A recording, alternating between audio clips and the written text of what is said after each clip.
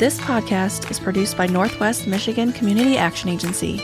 The Collective Us, an NMCAA podcast, focuses on inspiring you through stories of those we've helped through our programming or by linking local resources to community members in need.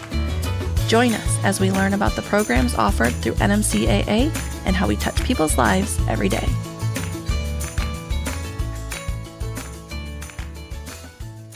Welcome back to The Collective Us. I'm Erica Austin. And I'm Ryan Buck. We have two guests in studio today who are here to discuss NMCAA's homeless prevention program and their upcoming fundraiser. Let's introduce them now. Returning to the studio, we have Sarah Hughes, Director of Homeless Prevention Programs at NMCAA. Welcome back. Thank you. And joining us for the first time in studio, we have Nicole Johnson, Homeless Prevention Program Coordinator and HCV and ESG Lead. Welcome. Thank you. Thanks for having me. Our pleasure. Sarah, as a returning guest, as a veteran, last time you were here, this was episode 7. As a reminder, if anybody wants to go back, we were just talking. That was a great one. We touched on the stigma that surrounds homelessness, which I'm glad that we're starting to demystify some things. Some ways to combat the stigma, including just a simple thing like saying, hello, what is your name? Engaging, seeing them as a person, bringing awareness to the community. Can you remind our listeners what are some ways NMCAA and our partners are working with the community to better understand the people experiencing homelessness? Yeah, of course. NMCAA is part of a bigger community coalition, and since we cover 10 counties with our homeless prevention programs and 23 counties for our veteran programs, we are a part of those two coalitions. So the Michigan Balance of State Coalition to End Homelessness as well as the Northwest Coalition to End Homelessness. And within those coalitions are community partners and community members informing the work and helping share that load to address homelessness in our area or housing instability in our area.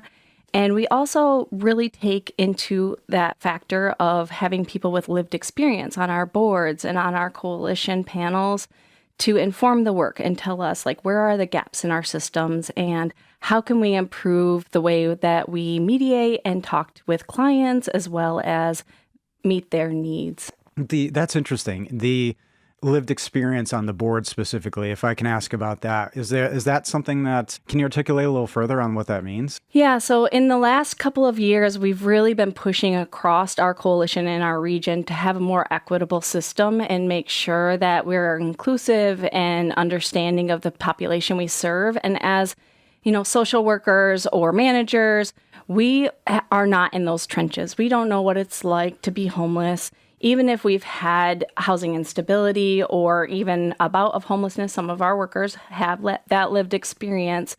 We're not out there every day, especially in today's society, because as we know, like every year, the societal changes shift a little bit. So it's different for every person who experiences homelessness. And it also depends on what brought them into this housing crisis.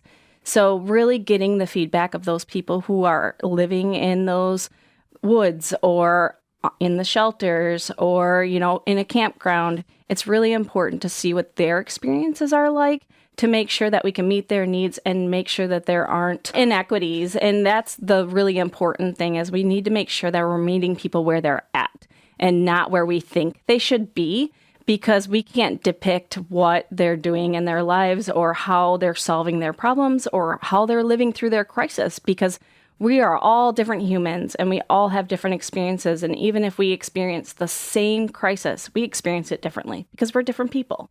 So we have to get that feedback and understanding from those people that are actually homeless and experiencing these crises. It's incredible. Meeting them where they're at is huge. I actually, at a meeting not long ago, I used the Michigan school, their motto, no child left behind. That's how we should look at it for homeless people too. You have to meet them where they're at. You can't expect them, because somebody doesn't have a job when we offer them housing, because we're housing first, meaning we don't make them meet certain requirements before we can take them on, if we have open cases and open availability and funding available. Other agencies do, and that bothers me. And you have to meet them where they're all in trauma. Everybody's in trauma. Well, it's fascinating that and this is a trend on this podcast, it's customized. Mm-hmm. Not everybody is the same. And that's staggering, because the extra work I think that NMCAA, all of you have to put in to make this customized is just over and above. And you also, I think, are destigmatizing the theory that somebody who experienced homelessness can't be employable as well. You mentioned people who are contributing meaningfully, and I think maybe some people might think, oh, you've been homeless, you probably, can't have a job. I think it's really important to note, too, that just because we house somebody does not mean that immediately they're going to be mentally, physically well and able to go out and get a job tomorrow. This is, how long did it take for them to get into the position they were? How long were they in that position? And then it's going to take time to get them to the point where they're able to and ready to kind of tackle some of those other components in their life to have independence and success. And we walk alongside them. That is our goal, is to kind of say, where do you want to go? What are your goals? How can we help you get there? But we're not pushing them in any direction. We're not pulling them or leading them. We're giving them tools out of our toolkit because we're constantly trying to learn new ways to work with people. And then we're helping them combat some of those components that they've been struggling with by connecting them with mental health providers and physical health providers and job training. And we work in partnership with Michigan Works, and they have individual case managers just for our program. So we can connect with a case manager and say, hey, I have this client. These are the things that they're looking for. These are the things they struggle with. Can we work with you to kind of get them on a path to help them go towards their career goals? And it's just an amazing thing. Like I said, that community partnership is really, really important to help end homelessness. And that is our goal, is to end homelessness. Yeah. The customization is just incredible. Yeah. So you had mentioned when we first got through that first question that we're a part of the Coalition to End Homelessness, and then also the Michigan Balance of State Continuum of Care. Can you tell us which counties each of those would fall into? Sure. The Northwest Coalition to End Homelessness is the Greater Grand Traverse 5 counties. So it's Grand Traverse, Antrim, Kalkaska, Benzie, and Leelanau. And then the Michigan Balance of State Coalition is Charlevoix, Emmett, Wexford, Missaukee, and Manistee. That was impressive. Yeah. I put you on the spot there. We have done that a few times, and everybody comes through. I don't know how you do that. Nicole, maybe less stressful. Who knows? You're based in the Cadillac office. Yes. And first, does the work you do relate more to the Balance of State Continuum of Care, or do you work with both fairly equally? I work with both, actually. So as Housing Choice Voucher lead, I work with all 10 counties. When we do our audits and stuff, MSHDA, they'll do audits to make sure that the people that were added under homeless preference to the Housing Choice Voucher waitlist are, in fact, really homeless. So that's all 10 counties. Our emergency solution grant lead, as that, I'm only doing the Balance of State counties, Wexford, Missaukee, Manistee, not Charlevoix and Emmett. But yeah, most of my job is all 10 counties. So this is a question that I love to ask on this particular show, because I think your titles maybe are not comprehensive enough at all, just when you talk about the enormity of this. But Nicole, can you give us a little insight on your day-to-day?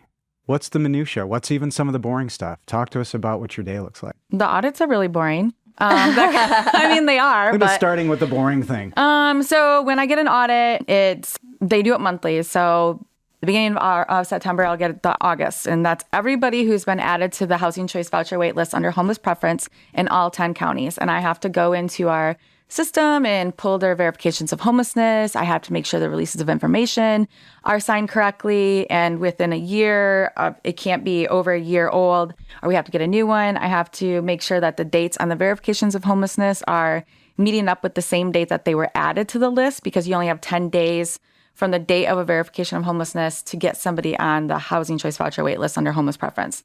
So I do that for all 10 counties. That's once a month, but mostly it's just like when it comes to Housing Choice Vouchers, I'm CC'd on every email that our central intake workers when they're adding somebody. So sometimes verifications of homelessness will get kicked back, or they'll have a question for me like, is this acceptable? Should we have them rewrite this? Like a partner agency or one of our street outreach workers. So I have to monitor those. Right now, we have prevention money, but we're almost completely out. And so I've been helping a couple new coworkers. Well, one is newer and one has been here for a little bit, but it's a new program that the MSHDA funded to help with eviction prevention and for all 10 counties. And so I was helping do training for that because for a long time, I was the only one that did our eviction preventions.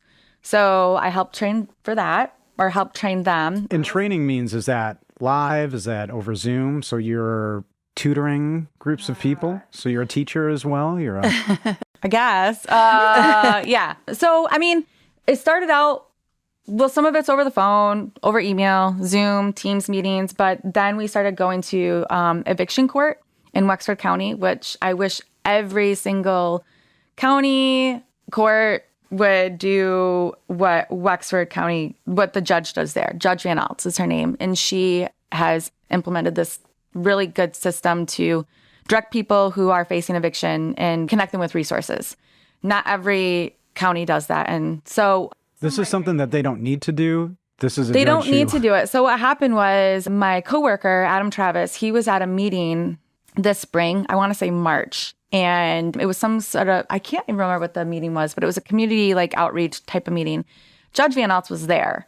And Adam had introduced himself and talked about what NMCAA does. And she said, can somebody come to court when we're doing the evictions and speak with the landlord and the tenant?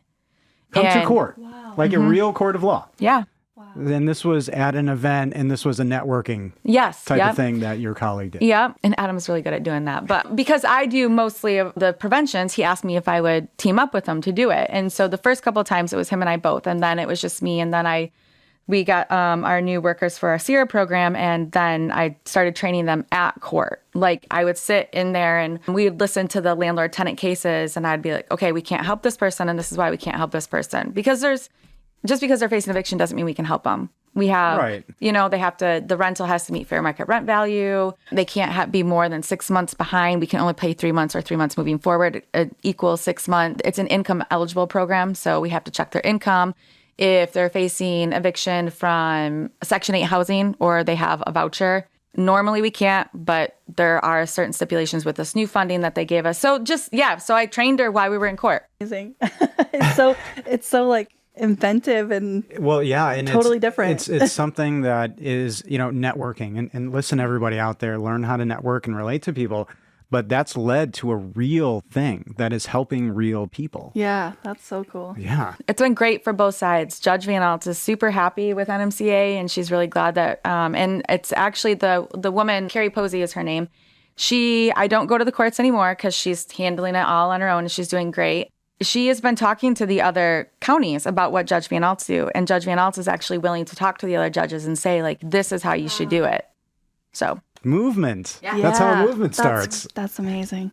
So, Nicole, we kind of joke on this podcast sometimes about acronyms. Okay. And when you sent me your bio back for pre-production, I was like, I don't know what any of these things are. Can you explain them? Yeah. Because you had so many different little like letters after your name and your title. So I'm going to ask, can you explain HCV, EHV, and ESG? What do they stand for? What are they? I know you've already kind of mentioned them a little bit in this little bit you've been talking about, but can you kind of go into detail so that people, our listeners, know what it is? Yep. So Housing Choice Voucher, HCV, is HUD funded. MSHDA is the fiduciary. Then we have tip of the mitt. And so that's where the audits come in that I was talking about. So our central intake workers and myself, you have to have key codes to be able to add people to this list under homeless preference. So we add them to the list. It's a draw. Like we never know when they're going to do a draw. Well, kind of now because they're tip of the mitt. They're good at letting us know like, okay, we have open vouchers because you can only do a draw for vouchers when there's open vouchers in that county. So when somebody is added to the list, they have to be recertified every 120 days. I also do that. And you have to make sure that they're still literally homeless to be recertified. Or if they are housed through a transitional housing program, through either us or another partner agency, that's not considered permanent. It's not considered permanent housing. It's temporary housing because somebody else is paying their rent. An agency is paying their rent. Right. Can we pull back a little bit? Yeah. So just to explain what a housing choice voucher is, it is an income-based program that is done through MSHDA. It is HUD funded, but it is based on your income. So you're income eligible. This homeless preference is just you go to the top of the list because you're homeless. And then once you find housing, you get this reduced rate and only have to pay up to 30% of your income to maintain your housing. So it is like I think back in the day it was like Section 8, but it is that kind of a component of that help from the government. It's a government-run program. Yeah, it is. To assist with low-income housing. And Section 8, it's different than Section 8, though, because you can take this voucher. If you can find a landlord that's a house or an apartment, like it's not just confined to like one apartment complex. You can take this anywhere, and you can actually, if you've retained it for a whole year in the state that you were pulled in the county that you were pulled in, you can take it anywhere in the United States after that. So it can follow you to Oregon or California or wherever. You just have to That's find fascinating. find I'm kind of housing. surprised by that, actually. Yeah, me too. Yep. So that's HCV. So I did go off. Sorry. Trying to. And EHV is the same. It's the same thing. It's the same exact thing. It's called Emergency Housing Voucher, and it was funded by the COVID Relief Act. Okay. During the pandemic, the government gave us more vouchers to help There you go. keep people from becoming displaced, to help slow the spread of COVID. So that's ending September 30th. We have people on it. But they get to maintain their Yes, vouchers. they get to maintain their It just vouchers. means that we can't backfill them. So like if somebody falls off one of those EHV vouchers, we don't get that voucher back like we do with the HCV vouchers because that program ended. But those people do get to maintain that housing for as long as they have it. Mm-hmm. Okay. And then ESG is our emergency solution grant, and that's funded by MSHDA as well. And that's where we do our shorter term rental assistance, our eviction prevention, and people who just need security deposit assistance. That's also funded through our ESG. You've touched on a couple of things related to these vouchers and a lot of the activities that you do. And I just wanted to ask a question that wait lists. Is everything that you're dealing with a wait list? Is everything a wait list? Is there a wait list for every program, for everything that you're doing? And a lot of it is managing expectation related to that list? Yeah. As well, on top of everything else? It is because we have to prioritize those most in need. And so when people call, there is a That feels hard. That feels really hard. And it is because we do have people, I need housing tomorrow, and it's like, well, we have 300 people that are homeless on our list. We can put you on that list and give you a referral to shelter, but it's not like an immediate process. And even with our security deposits, like that's a really limited fund. We don't have like an exponential or an unlimited fund to provide security deposits to those who were homeless, but we prioritize again for those funds. So it is, I'm sure, super frustrating for those people who are experiencing a housing crisis to call and expect to get assistance, and then they're put on a list. And unfortunately, we have to, as the fiduciary, as well as the organization that's a part of these coalitions, we have to keep maintaining those HUD guidelines and those state guidelines for our programs to maintain our funding. Mm-hmm. So we provide as much assistance as we can based on the limited amounts that we get and help as many people as we can. Wow. That's a fascinating aspect of this. And I think the rules and the items are in place to make that easier for you to just say this, but that has to be tough. And Nicole, in pre-production, you stated you're a lifelong resident in Northern Michigan, mm-hmm. and you have said that you are, quote, fully invested in making it the greatest place to live for all populations. Yep. Before we rolled, you admitted you're passionate. Mm-hmm. And I think already anybody listening can tell. Mm-hmm. But what really drives your passion? Is that just in the heart? Did you have a mentor? What is driving this mission every day? Because those choices you make have to be difficult too. So why do you do this? My childhood. So never lived on the streets, but single mom, worked very hard to provide, and things didn't always work out, and some abusive situations by stepdad. So that's what drives me. I love Northern Michigan, so I want everybody to love Northern Michigan as much as me. So of course I want it to be the greatest place to live, but that's what drives me. And so now it's also kind of spilled over to my husband. Thank God he always supports me and has he didn't have the same upbringing. He had the one that I wanted, and great people. But we take in displaced teenagers too. And so when I hear their stories, it just makes me... Is what you're saying? Yeah, we're like on our fifth one right now. It's my youngest daughter's best friend, and They're going to be seniors this year. So together, and she's been with us since December. And yep, this is our 5th one that we've taken in. Wow. So you feel for people. Yeah. You feel because you've, felt what it's like to have less. And Yes. to, emotionally or, physically, whatever. So, I mean, that's something really special, and you're bringing your work home in a way. So are you finding that through those interactions, you're getting additional feedback? Yes. On what helps? And learning more. Like with the girl living with us now, I've been reaching out to Staircase Youth Services. They work with the youth homeless population in Cadillac. Well, I'm talking to the one in Cadillac, but learning new things that I've never worked with the youth programs. The youth programs are based in the greater Grand Traverse area up in the Traverse City office. So I've not worked a lot with that population. I mean, I've taken in, like I said, this our 5th one, but I don't know. And I've talked to Sarah about things too and asked her questions because I didn't realize all the opportunities out there for the youth that are experiencing homelessness in our communities.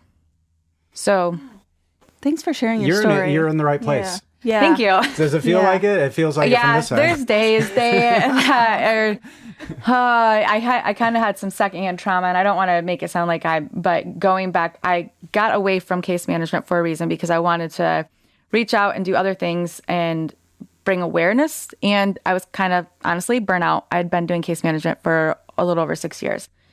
And going back to the courts and listening to people's stories, but it is what it is, and I don't want to do anything different. So, wow, I'm glad you're doing it. Yeah, I feel like you're in the right spot for sure. So we need to take a quick break and recognize a couple of NMCAA employees. I'm sorry, one employee who reached a career milestone achievement this month. We have Katrina Smith with Child and Family Development celebrating 15 years. So thanks to her and all the help she does in our community and with our neighbors. Hooray. That is so cool. Yeah. The longevity at NMCAA still is just so staggering and inspiring to me. But the reason we're also here today is talk about a couple of things, and I think this is kind of fascinating.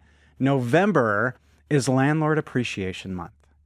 And that's pretty fascinating because, let's get some love to, and I think that's a name that just evokes, scary, dark landlord. I don't know.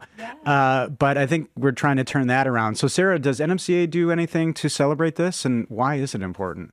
So we are looking at doing more. We have done a few thank you gift baskets and things like that throughout the years, but now we have some landlords who have been reaching out and they want to form a group of, I don't want to say it's a support group, but a collaboration group to kind of understand the ins and outs of programs and how to work with tenants and agencies, because we're not the only agency. We're part of this bigger coalition, and there are permanent supportive housing programs as well as just those project-based voucher programs. So there are some other programs that work in tandem with us.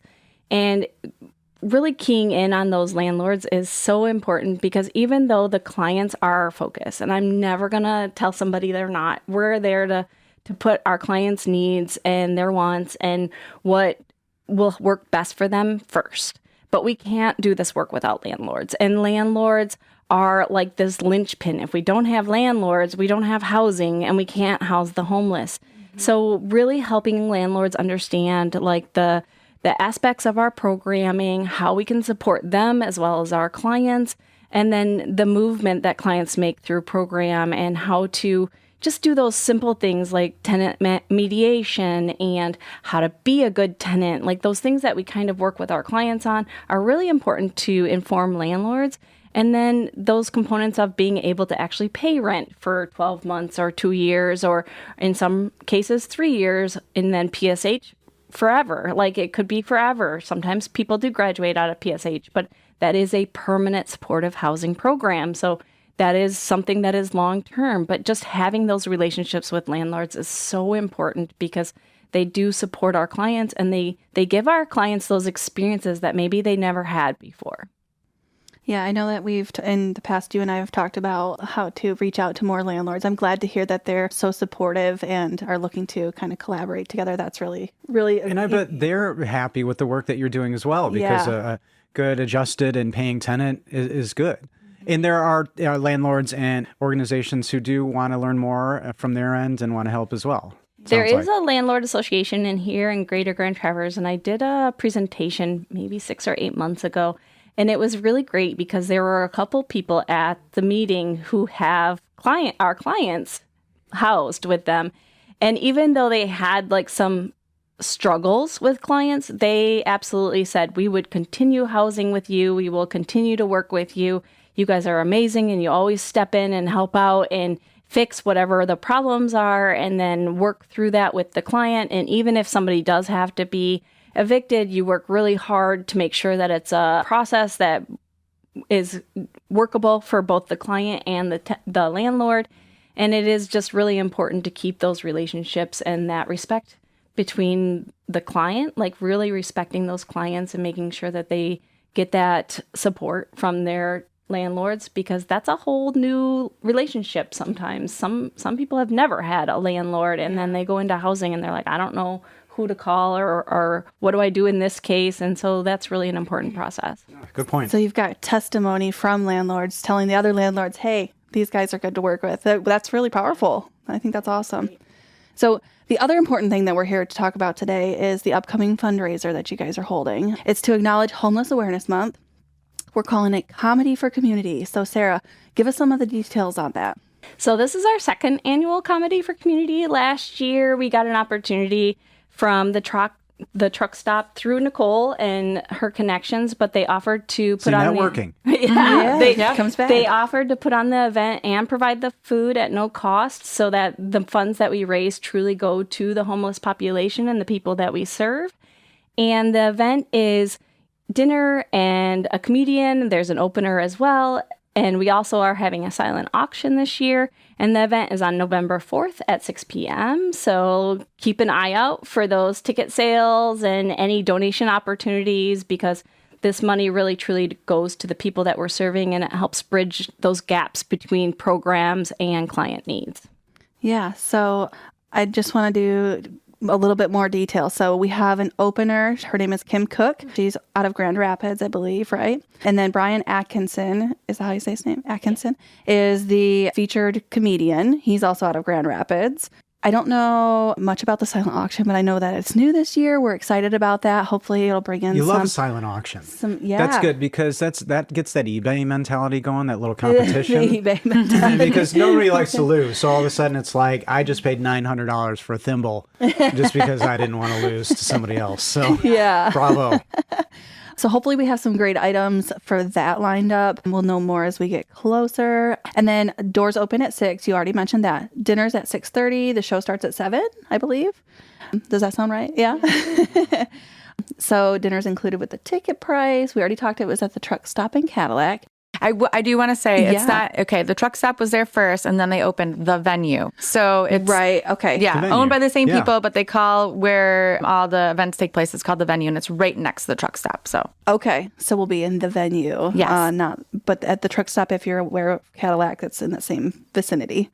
Okay. And so we also want to mention our sponsors for the fundraiser this year. Peterson McGregor, this is their second year sponsoring, correct? Yeah, they were our first sponsors last year, that's and great. we appreciated them so much because it was just trying to get this event off the ground, and we were all new at doing an event. So it was kind of a figure it all out as we went last year, and this year it's a lot more organized, and we're really having fun with it this year. And I hope that it's everything that we need for our clients. Awesome.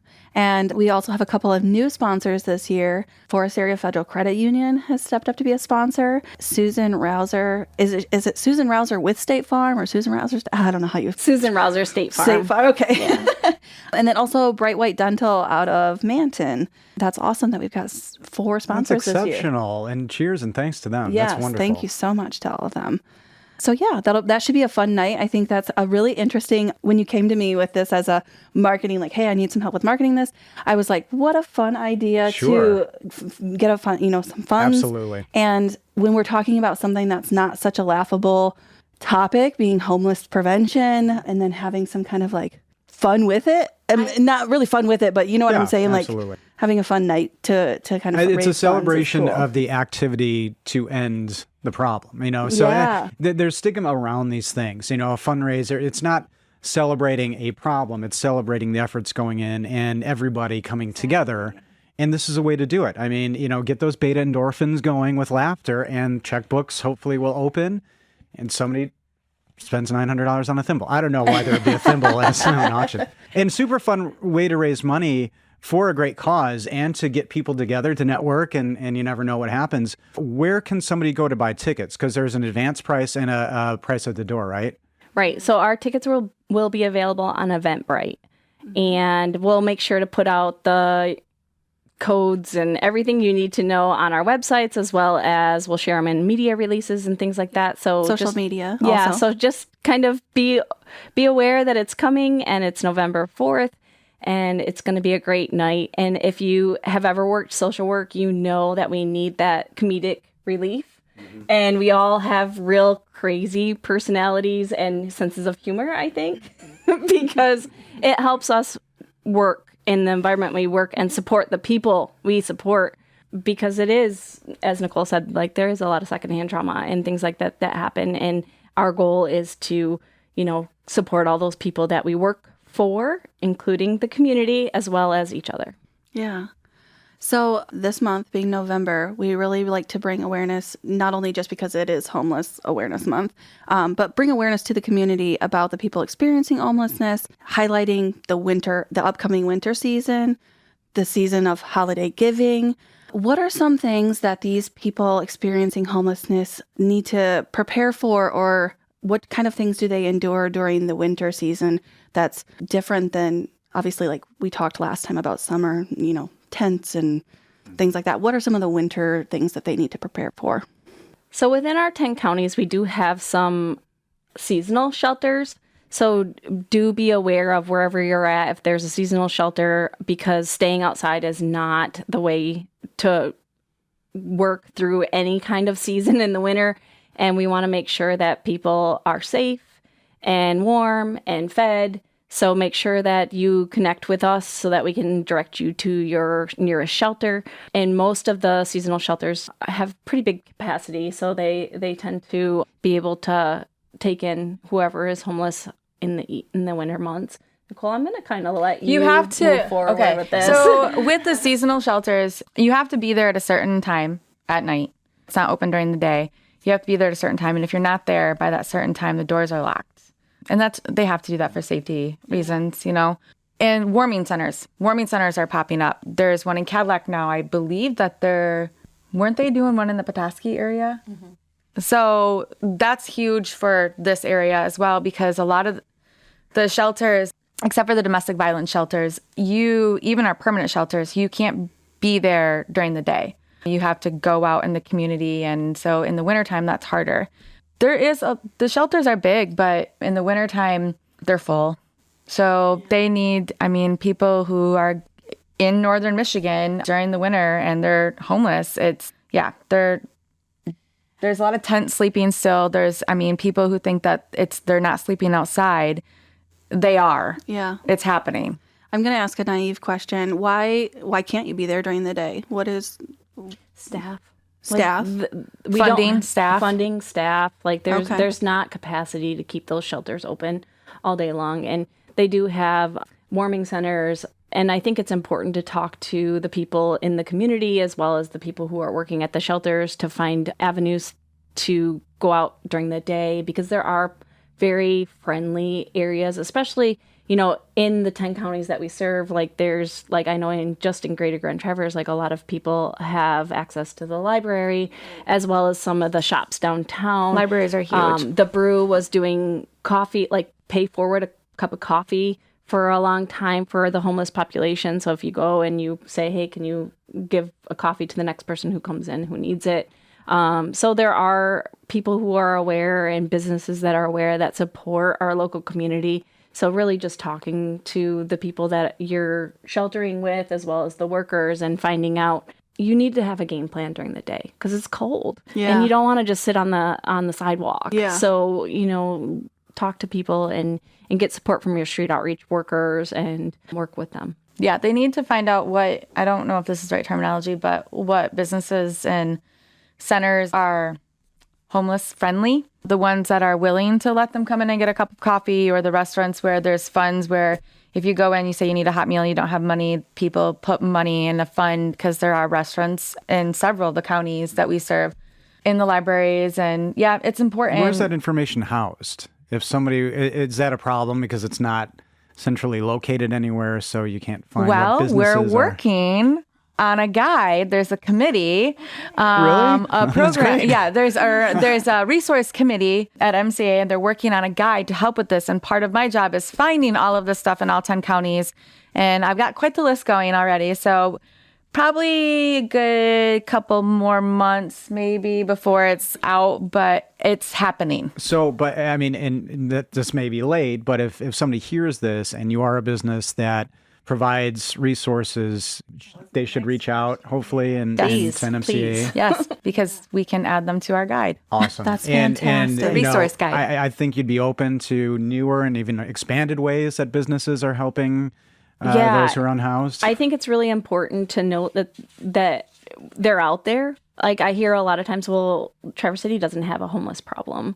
And I'm like, wow, where do you only go in Traverse City? Because it is out there, and there are ways to support, even if it is, paying forward a meal, or some of the churches have breakfast for the homeless population. Oh, the churches are huge in Traverse City. They allow them to come in, and you can take showers and do your laundry. And I didn't mean to interrupt, but the churches are, they're very supportive and very helpful. But having a resource guide, I think is extraordinary. And that's something that is, I think, a leading activity, and maybe other communities could learn from that. And keep in mind, in your area, there may be other events for Homeless Awareness Month, because I know there's several events in each community, and we have walks and memorials and things like that about the people who have died when they were homeless. So it's really important to, if you're interested in this work, attend one of those Homeless Awareness Month events, because you learn, it's very, very powerful, and you learn a lot about the work that we do and the people we serve. Right.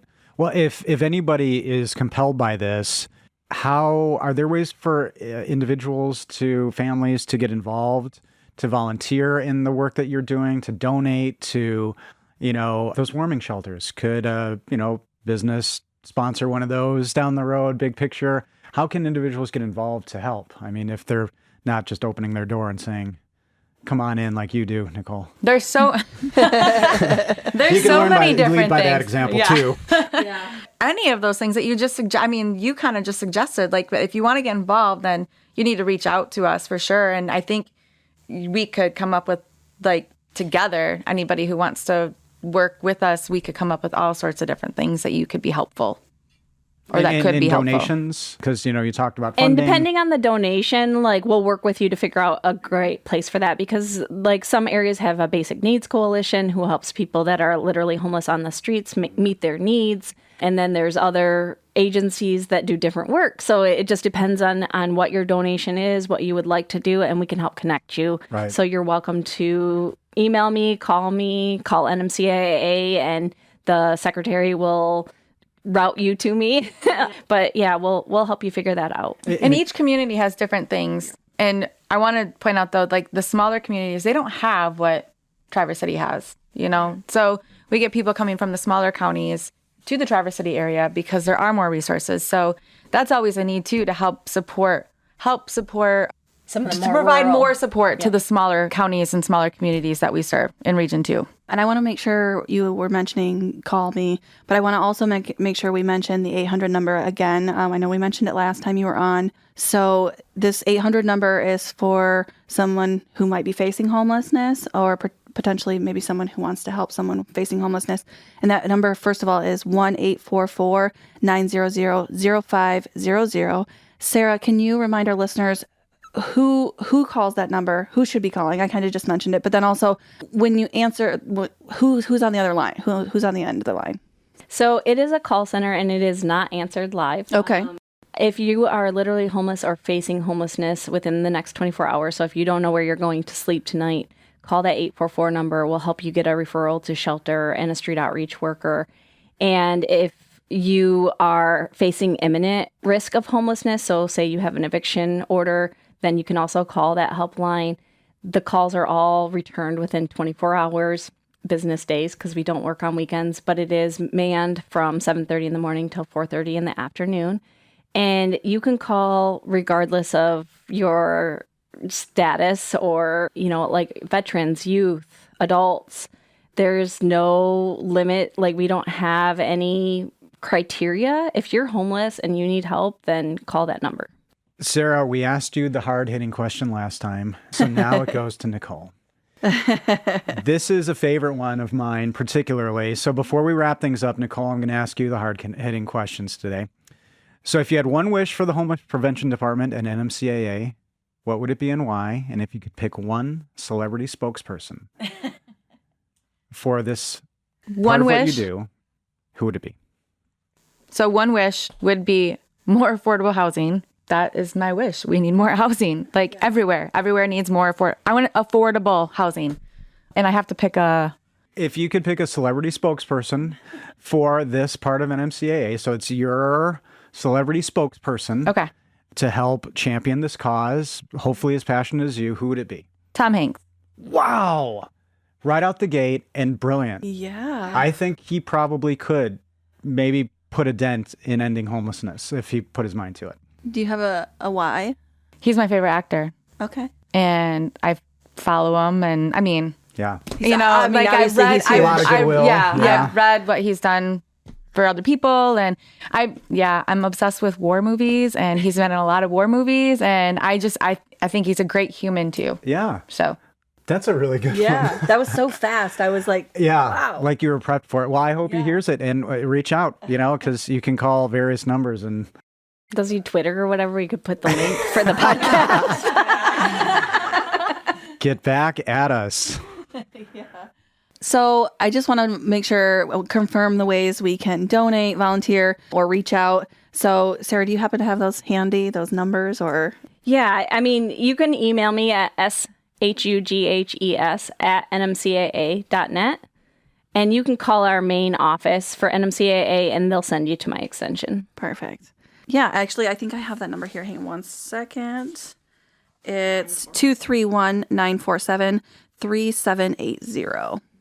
And this has been astounding. I'm really excited about a lot of the things that you talked about today. And thank you so much, Sarah Nicole, for joining us, sharing these stories, these missions, and your passion. I just can't tell you how inspiring this has been. We really appreciate you taking the time to be here with us today, truly. Thank you.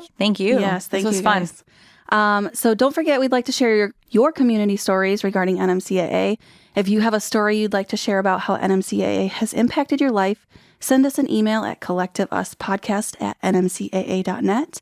If you enjoyed today's podcast, please hit the like, follow, and share buttons. It truly helps us continue to get the word out on all the good NMCAA does in our community. If you'd like to learn more about Northwest Michigan Community Action Agency or the programs we offer, or would like to make a donation, we encourage you to reach out at 231-947-3780 or visit our website, nmcaa.net. And to our listeners today, we encourage you to continue to strive each day to do something to help yourself or your neighbors.